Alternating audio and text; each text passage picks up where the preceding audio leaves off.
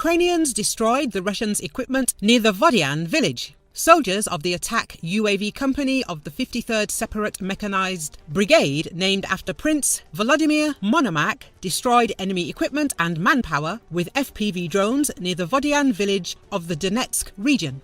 The video of the destruction of enemy equipment was published on the Butusov Plus Telegram channel.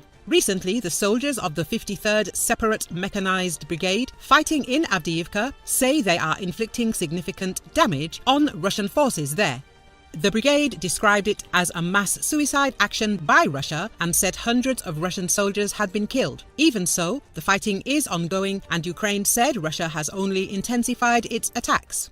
Riley Bailey, a Russia expert who works at the Institute for the Study of War, told that Russia's major tank and vehicle losses at Avdiivka show Russia hasn't learned a lesson about how to properly conduct mechanized maneuver warfare. Instead, he said, it is repeating mistakes it made earlier in the invasion.